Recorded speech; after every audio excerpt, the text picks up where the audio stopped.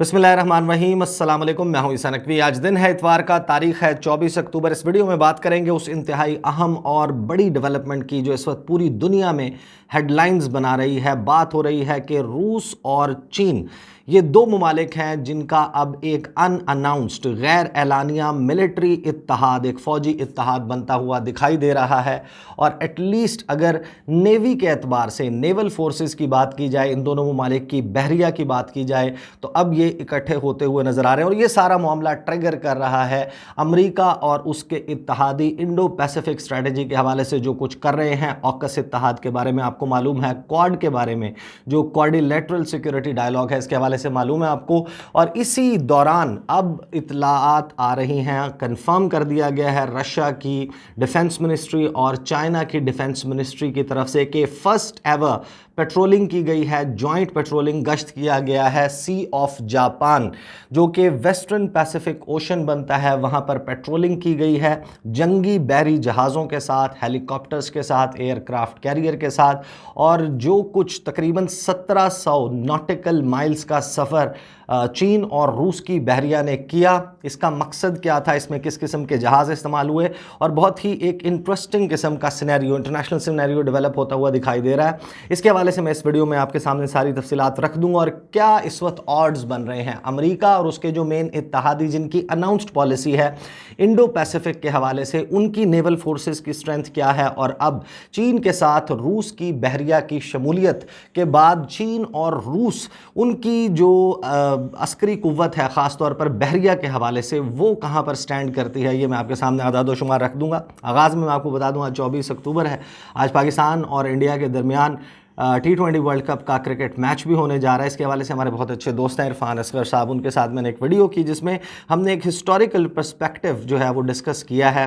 Brass tax, operation brass tax हो रहा था 87 में, उस वक्त जब पाकिस्तान के सदर ज़ियाउल हक साहब जो हैं वो गए इंडिया, राजीव गांधी के साथ क्या हुआ। इसी तरीके से परवेज़ मुशर्रफ के दौर में यूसुफ रज़ा गिलानी जिस वक्त गए थे मुंबई हमलों के बाद, मोहाली का मैच जब हुआ 2011 में, कुछ इंटरेस्टिंग वाक़यात हैं हिस्टोरिकल पर्सपेक्टिव और क्रिकेट डिप्लोमेसी के हवाले से, वो मैंने अपने चैनल के कम्युनिटी पेज पर शेयर कर दिया था, वो देख लीजिएगा। और इस वीडियो के जो कमेंट्स बॉक्स है उसमें भी मैं इस वीडियो को पिन कर रहा हूँ, बहुत इंटरेस्टिंग है, वो आप ज़रूर देख लीजिएगा। अब आ जाते हैं उस खबर की तरफ। आप लोगों को मालूम है कि सितंबर के महीने में जिस वक्त ऑकस इत्तहाद अमेरिका ने लॉन्च किया और ये तय किया गया अमेरिका और बरतानिया जो है उन्होंने मिल कर के ऑस्ट्रेलिया को एटमी तवानाई से चलने वाली आबदोज़ें फ़राहम की जाएंगी। और उसका मकसद ये है कि इंडो पैसिफिक रीजन में वो कहते हैं कि एक रूल्स बेस्ड इंटरनेशनल ऑर्डर को फॉलो किया जाए। वो रूल्स बेस्ड इंटरनेशनल ऑर्डर जिसको रूस और चीन तस्लीम नहीं करते। और उसके चंद रोज़ के बाद अमरीकी सदर जो बाइडन ने अपनी अक़वाम मुत्तहिदा जनरल असम्बली से तकरीर में, आपको याद होगा मैंने रिपोर्ट भी किया था, उन्होंने कहा कि वो कोई सर्द जंग नहीं चाहते। और साथ ही उन्होंने ये भी इशारा दिया कि अमेरिका और जो मौजूदा अमरीकी इंतज़ामिया है वो ब्लॉक्स की पॉलिटिक्स के ख़िलाफ़ है। लेकिन उनका एक एक कदम अब इस दुनिया को ब्लॉक्स की पॉलिटिक्स की तरफ धकेल चुका है। चीन और रूस वो किस तरीके से इकट्ठे हो रहे हैं वो देख लेते हैं। और आपको मालूम है कि एक already quadrilateral security dialogue, quad जिसको चौकड़ा कहते हैं, जापान, ऑस्ट्रेलिया, भारत और अमेरिका, ये मिलकर अगेन इंडो पैसिफिक रीजन में आपको मालूम है कि ये कहते हैं कि फ्रीडम ऑफ नेविगेशन होनी चाहिए और एक रूल्स बेस्ड इंटरनेशनल ऑर्डर को फॉलो होना चाहिए। बेसिकली इसका मकसद ये है कि चीन का बढ़ता हुआ असर व रसूख कम किया जाए, बल्कि ख़त्म किया जाए। और मुख्तलिफ ममालिक जिनके चीन के साथ बायलैटरल दो तरफ़ा तनाज़ात हैं, ये उनकी पुश्त पर खड़े होकर उनको हवा देने की कोशिश करते हैं। अब चीन और रूस है, इसने इससे पहले बहरी मशक़ें भी मुतअद्दिद मरतबा की हैं, एयर पेट्रोलिंग भी की हुई है। लेकिन अब कुछ मामलात डिफरेंट होते हुए नज़र आ रहे हैं। जो मशक़ें की गई और जिस तरह से पेट्रोलिंग की गई उसके पर आने से पहले मैं अभी आपको ज़रा ऑड्स बता देता हूँ कि इस वक्त अमेरिका और उसके इत्तहादियों की नेवल स्ट्रेंथ क्या है और चीन और रूस की नेवल स्ट्रेंथ क्या है। जो इंडो पैसिफिक रीजन है, इंडो पैसिफिक रीजन में अभी तक ओपनली जो ममालिक सामने आए हैं उनमें ऑस्ट्रेलिया, भारत, जापान, अमेरिका और बरतानिया, ये वो ममालिक हैं जो हर सूरत में ये कहते हैं कि हाँ हम इंडो पैसिफिक रीजन के हवाले से ये स्ट्रेटजी रखते हैं। जो 7th फ्लीट है امریکہ کا 7th فلیٹ جو ہے وہ امریکی بحریہ کا سب سے بڑا بحری بیڑا ہے. یہ جاپان میں تعینات ہے, اس کا ہیڈ کوارٹرز جاپان میں موجود ہیں, اور بیسیکلی پیسیفک اوشن جو ہے اس کے معاملات کو, اور انڈین اوشن کا آپ سمجھ لیں کہ آدھے سے زیادہ حصہ اس کو 7th فلیٹ کور کرتا ہے. اس میں 60 سے 70 لڑاکا جنگی جہاز, بحری جہاز جو ہیں وہ موجود ہیں, اسی طرح ایئر کرافٹ کیریئرز موجود ہیں, اور 40,000 کے قریب جو امریکی نیوی ہے اس کی تعداد بنتی ہے, جو پیسیفک اوشن ریجن میں اور انڈین اوشن ریجن میں مختلف جگہوں پر تعینات ہے. اب یہ freedom of navigation operations carry out کرتے ہیں اپنے مختلف اتحادیوں کے ساتھ مل کر, جن کا میں نام لے چکا ہوں. یہ وہ ممالک ہیں جن کے بحری جنگی جہازوں کے ساتھ یہ مل کر پیٹرولنگ کرتے ہیں مختلف علاقوں سے, خاص طور پر ساؤتھ چائنا سی سے جس وقت نیویگیٹ کرتے ہوئے یہ وہاں سے گزرتے ہیں, ان کو انفارم کیے بغیر. اس وقت چائنا ہمیشہ یہ بات کہتا ہے کہ ان کی جو میری ٹائم بارڈرز ہیں ان کی, اور جو ان کی سوورینٹی ہے اس کی خلاف ورزی ہو رہی ہے.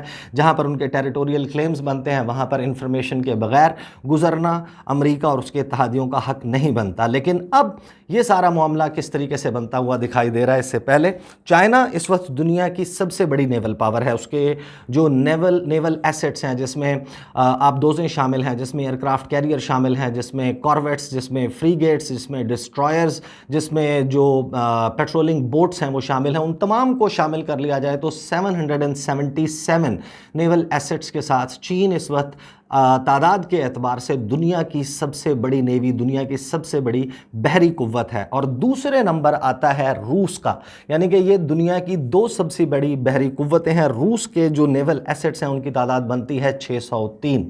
اب یہ جو 2 بڑی بحری قوتیں ہیں, جب یہ اپنے اگر ایسٹس کو ان کو کمبائن کر لیا جائے, اگر ان کے درمیان کوئی نیول الائنس بنتا ہوا نظر آتا ہے, تو اس صورت میں کمبائنڈ ایسٹس کی تعداد ہو جاتی ہے 1380. Quite a big number, 1380 naval assets کے ساتھ. اور جو اس کے مقابلے میں ان کے اتحادی ہیں, جس میں امریکہ, بھارت, جاپان, برطانیہ اور آسٹریلیا, رینکنگ کے اعتبار سے دنیا کی 4تھی بڑی نیوی ہے امریکہ کی. بہت سارے لوگ حیران ہوں گے کہ اگر چین نمبر 1 پہ ہے, نمبر 2 پر روس ہے, تو نمبر 3 پہ کون ہے اگر امریکہ جو ہے وہ نمبر 4 پہ ہے. یہ بڑی حیرانی کی بات ہے کہ جو نارتھ کوریا ہے وہ بحری قوت کے اعتبار سے دنیا میں تیسری سب سے بڑی بحریہ کہلاتی ہے. بہرحال امریکہ جو ہے اس کے نیول ایسٹس کی تعداد 490. بھارت جو ہے وہ دنیا کی 9ویں بڑی بحریہ ہے, 9th نیوی ہے اگر رینکنگ کی بات کی جائے, اس کے نیول ایسٹس کی تعداد 285. جاپان 19ویں نمبر کی پوری دنیا میں رینکنگ کے اعتبار سے نیوی ہے, جس کے نیول ایسٹس کی تعداد 155. 28ویں نمبر پر آتا ہے برطانیہ, جس کے نیول ایسٹس کی تعداد ہے 88. اور آسٹریلیا آتا ہے دنیا میں 55ویں نمبر پر, 55th نمبر پر, جس کے نیول ایسٹس کی تعداد ہے 48. تو یہ جو امریکہ اور اس کے اتحادی ممالک جو نون ایک پالیسی رکھتے ہیں انڈو پیسیفک ریجن کے حوالے سے, ان کے نیول ایسٹس کی تعداد کل ملا کر بنتی ہے 1066.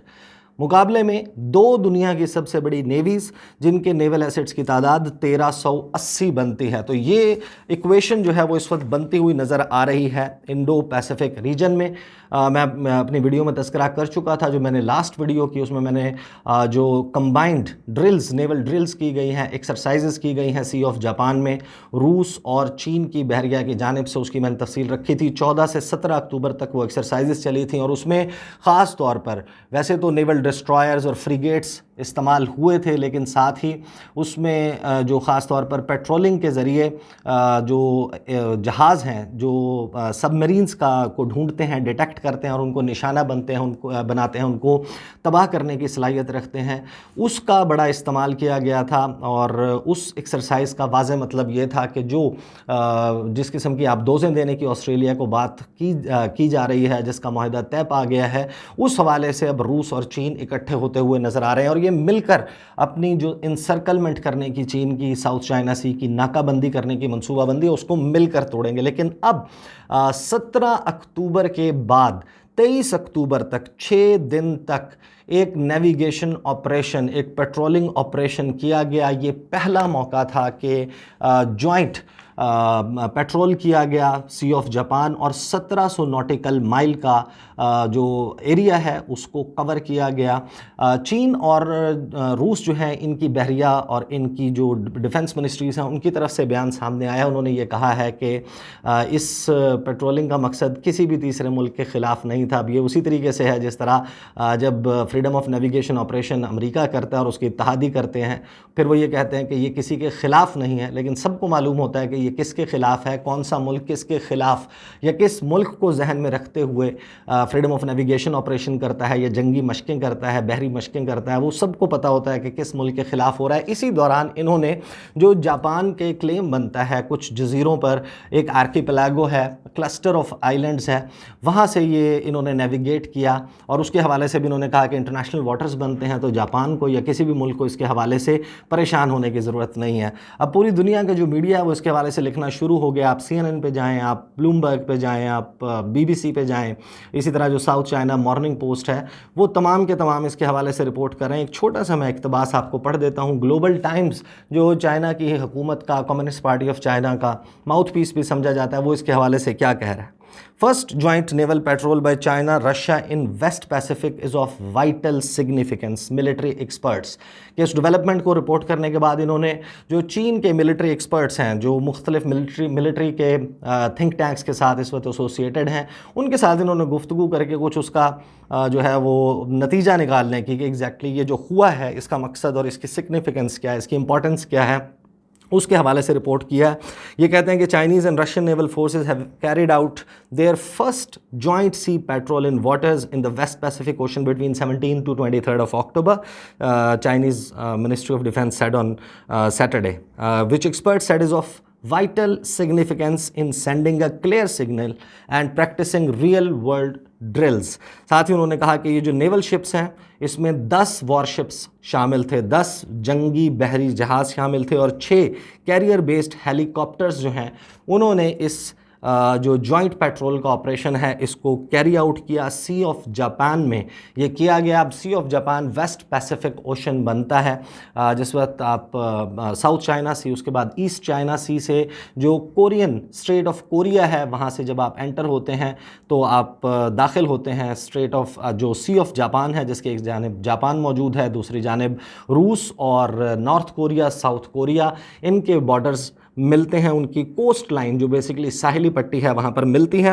اس کے حوالے سے انہوں نے کہا کہ جو ویسٹ پیسیفک اور ایسٹ چائنا سی ہے اس میں یہ آپریشن کیری آؤٹ کیا گیا during which they organized exercises over joint sailing and joint manoeuvres and conductive live fire drills. کہ اس پیٹرولنگ کے دوران اور اس سے پہلے ایکسرسائزز میں لائیو فائر ڈرلز کی گئیں. اور ساتھ ہی جو گلوبل ٹائمز ہے اس میں ملٹری ایکسپرٹس جن کو کوٹ کیا گیا ان کا یہ دعویٰ ہے کہ جس قسم کی مشقیں کی گئی ہیں وہ واضح طور پر بتاتی ہیں کہ یہ پیس ٹائم یعنی کہ امن کے دنوں کی نہیں بلکہ وار ٹائم کی تیاری ہے، کہ جنگی صورتحال اگر پیدا ہو جائے تو اس میں روس اور چین اپنی جو نیویز ہیں ان کے درمیان کس طرح انٹر آپریبلٹی بڑھا سکتے ہیں، مل کر آپریٹ کر سکتے ہیں.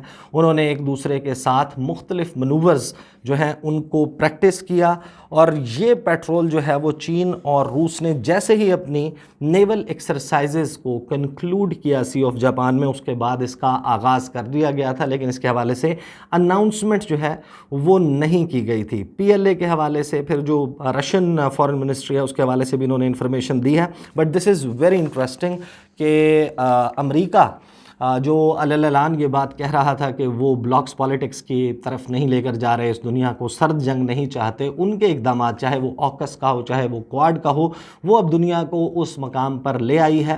اب اس میں سب سے زیادہ انٹرسٹنگ بات یہ ہوگی کہ آنے والے دنوں میں کون سے وہ ممالک ہیں جو روس اور چین کے اس ایفرٹ کو سپورٹ کریں گے، اس کے حوالے سے ڈپلومیٹیکلی جو ہے وہ اس قسم کے بیانات دیں گے، اور وہ کون سی ایسی فورس ممکنہ طور پر ہو سکتی ہے جو پھر اب اس نئے بنتے ہوئے الائنس کو، اس اتحاد کو جو کہ پیسیفک اوشن میں اور غالباً آنے والے دنوں میں انڈین اوشن ریجن میں بنتا ہوا دکھائی دے گا. کون سے ممالک کی نیویز جو ہیں وہ اس پر جو ہے وہ اس میں شمولیت اختیار کر سکتے ہیں ممکنہ طور پر.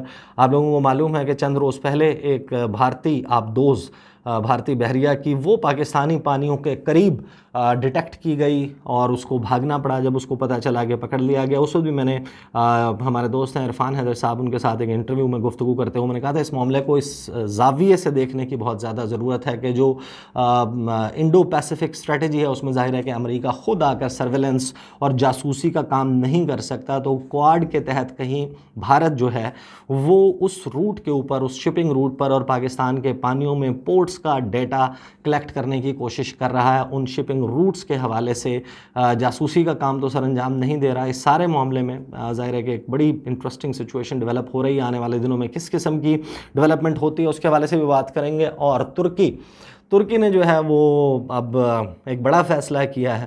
آپ کو معلوم ہے کہ پاکستان اور ترکی جب ان کو ڈالا گیا فیٹ ایف کی گرے لسٹ میں، پاکستان آلریڈی موجود تھا، پاکستان کو کہا گیا کہ اب آپ گرے لسٹ میں ہی رہیں گے آگے بھی، اور ترکی کے حوالے سے جب گرے لسٹ پر ڈالنے کا فیصلہ ہوا، ساتھ ہی سائیڈ بائی سائیڈ ایک اور ڈیولپمنٹ چل رہی تھی جس کے بعد ترکی کے صدر طیب اردوان نے امریکہ سمیت 9 دیگر ممالک جو ہیں وہ یورپین ممالک، ان کے سفیروں کو نکالنے کا فیصلہ کر لیا. یہ بڑی انٹرسٹنگ ڈیولپمنٹ جو ہے وہ سامنے آ رہی ہے. اس پر میں آنے والی ویڈیو میں بات کروں گا، اور خاص طور پر بھارت جو ہے وہاں پر کس قسم کی خوشیاں منائی گئیں جب ترکی کے حوالے سے فیصلہ آیا کہ اس کو بھی گرے لسٹ میں ڈالا جا رہا ہے. انشاءاللہ اگلی ویڈیو میں آپ کے ساتھ ملاقات ہوگی. مجھے اجازت دیجیے. اللہ حافظ.